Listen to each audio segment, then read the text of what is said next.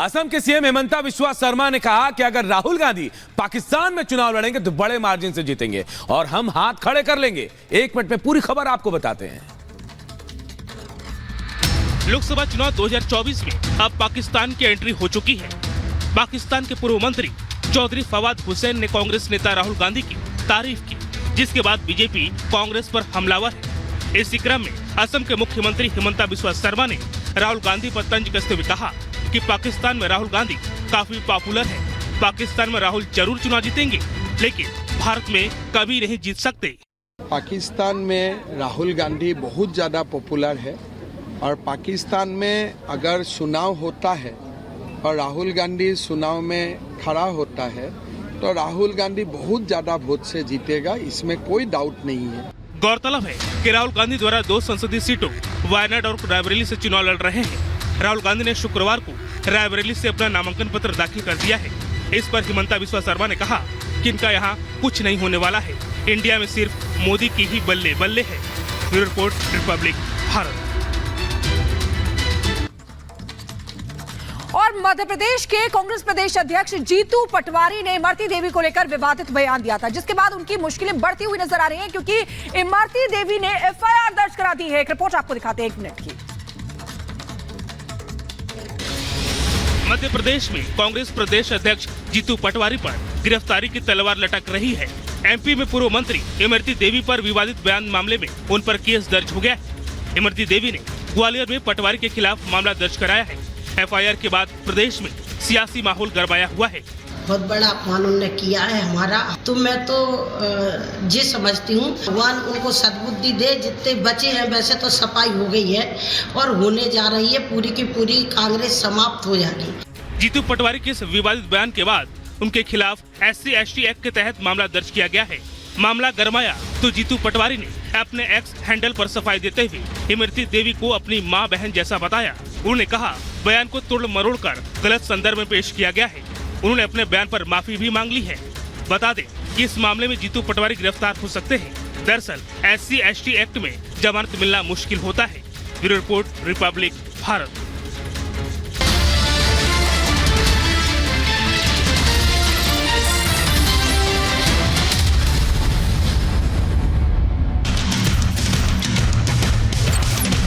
क्या है, एक रिपोर्ट आपको दिखाते हैं।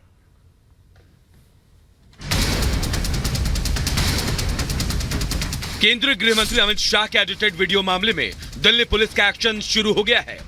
दिल्ली पुलिस ने इस मामले में पहली गिरफ्तारी की है। दिल्ली पुलिस ने अरुण रेड्डी नाम के एक शख्स को गिरफ्तार किया है। पुलिस का कहना है कि अरुण रेड्डी स्पिरिट ऑफ कांग्रेस नाम से ट्विटर अकाउंट चला रहा था। अरुण रेड्डी अखिल भारतीय कांग्रेस कमेटी के सोशल मीडिया का नेशनल कोऑर्डिनेटर है। रेड्डी पर अपने मोबाइल से सबूत मिटाने का भी आरोप है।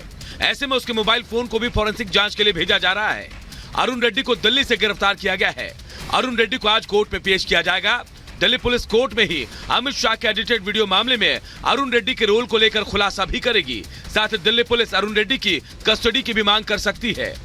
अरुण रेड्डी की गिरफ्तारी का कांग्रेस ने विरोध किया है। कांग्रेस का कहना है कि दिल्ली पुलिस ने बिना किसी जानकारी या एफआईआर का खुलासा किए अरुण रेड्डी को गिरफ्तार किया है। कांग्रेस ने केंद्र सरकार पर सत्ता के दुरुपयोग का आरोप लगाया है। ऐसे में अब देखने वाली बात होगी कि दिल्ली पुलिस अरुण रेड्डी की गिरफ्तारी के बाद और क्या कुछ खुलासे करती है। Bureau report, Republic Bharat.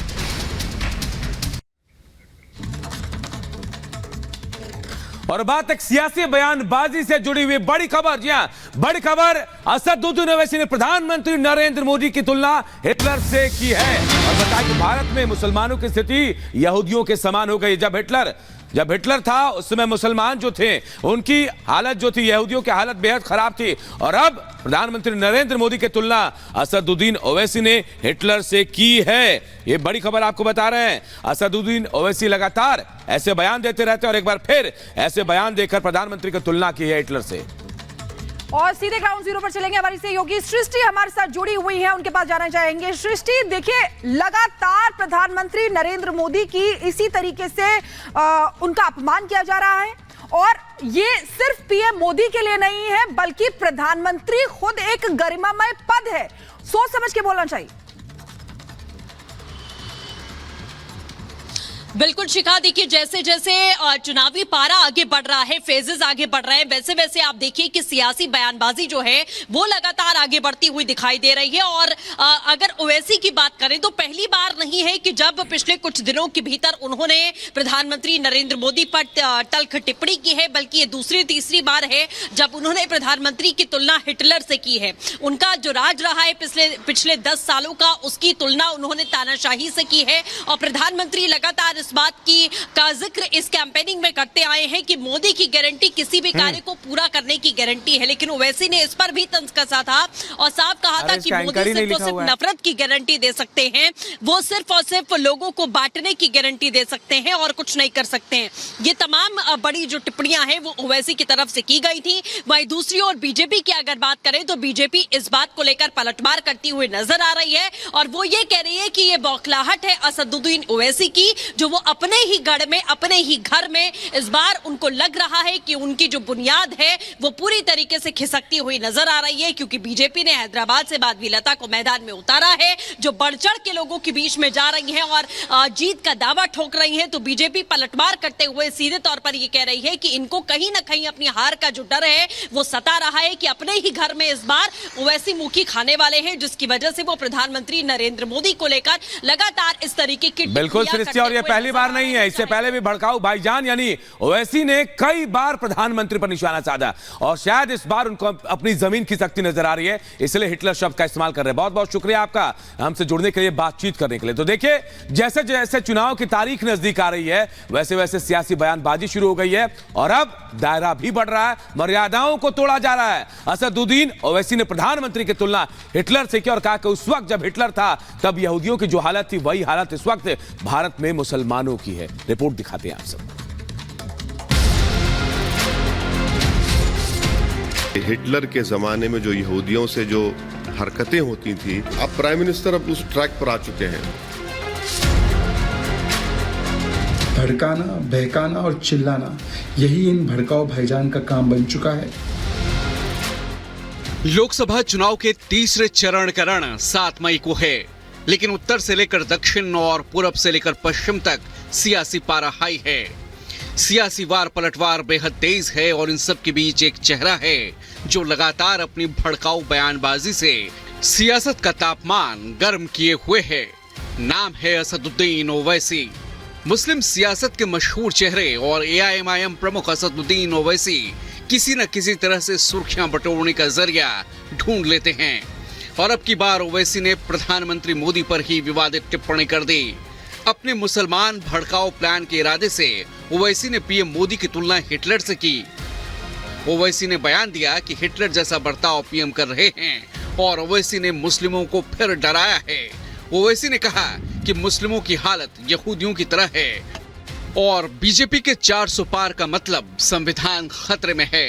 जो भारत में आज जो पोजीशन है मुसलमानों की, वो 1930 के हिटलर के जमाने में जो यहूदियों से जो हरकतें होती थी वही स्टेज पे हम हैं। तो अब प्राइम मिनिस्टर अब उस ट्रैक पर आ चुके हैं। अंबेडकर को ये इस तरह से पेश करते कि अंबेडकर मुसलमानों के खिलाफ थे, अंबेडकर पाकिस्तान के क्रिएशन के खिलाफ थे। 400 पार का मतलब ये है कि संविधान खतरे में है। यानी बीजेपी को सत्ता में दोबारा आने से रोकने के लिए ओवैसी हर चुनावी हथकंडे अपना रहे हैं, लेकिन मोदी पर विवादित टिप्पणी के बाद ओवैसी बीजेपी के रडार पर आ गए। बीजेपी ने कहा कि मुस्लिमों को भड़काना ओवैसी का काम है और ओवैसी ध्रुवीकरण की सियासत की कोशिशों में जुटे हैं। ये मोदी विरोध में देश विरोध की और देश की छवि को धूमिल करने की बातें करने से भी नहीं चूक, क्योंकि ध्रुवीकरण और तुष्टीकरण की राजनीति पर ताला लगता जा रहा है और सबका साथ सबका विकास के साथ सभी लोग चल रहे हैं। तो किसी प्रकार से पोलराइज करके भड़काना, बहकाना और चिल्लाना, यही इन भड़काऊ भाईजान का काम बन चुका है। असदुद्दीन ओवैसी की ध्रुवीकरण वाली सियासी बोली रुकने का नाम नहीं ले रही है। पीएम मोदी को हिटलर बताकर और मुस्लिमों में डर फैलाकर ओवैसी ने वोट की खातिर संवैधानिक मर्यादाएं भी लांघ दी हैं। बीजेपी ने ओवैसी के इन बयानों पर करारा प्रहार किया है। बार बार आप देखिए, अगर कोई बात करता है हिंदू मुसलमान की तो वो असदुद्दीन ओवैसी साहब करते हैं और कोई नहीं करता है, क्योंकि और मुसलमान सब पता है उसको अच्छी तरह से कि देश में सुरक्षा भी है, विकास भी है, कल्याण भी हो रहा है मुसलमानों का। लेकिन ये पच नहीं रहा है इन लोगों से, क्योंकि ठेकेदार तो यही थे पहले। तो अब इनकी हिटलरबाजी नहीं चल रही है, ये है मसला। अगर इनकी हिटलरबाजी चल रही होती तो ये कभी इस तरह के शब्दों का इस्तेमाल ना करते। बीजेपी नेता और यूपी के डिप्टी सीएम केशव प्रसाद मौर्य ने एक ही लाइन में पूरे विपक्ष को निशाने पर लिया और कहा कि 4 जून के बाद ओवैसी, अखिलेश और राहुल सब जय श्री राम बोलेंगे। 4 जून को 4 बजे 400 पार होने के बाद चाहे ओवैसी हो, चाहे अखिलेश यादव जी हो, चाहे राहुल गांधी जी हो, ये सब जय श्री राम बोलेंगे। हार का चौका श्री अखिलेश यादव जी हार का चौका लगा चुके हैं, आपको याद रहना चाहिए। 2014 वही हारे, 17 वही हारे, 19 सपा बसपा का गठबंधन होने के बाद भी हारे, 2022 400 पार करने का नारा देकर के गुंडागर्दी करने लगे, 22 भी हारे, 24 हारने जा रहे हैं।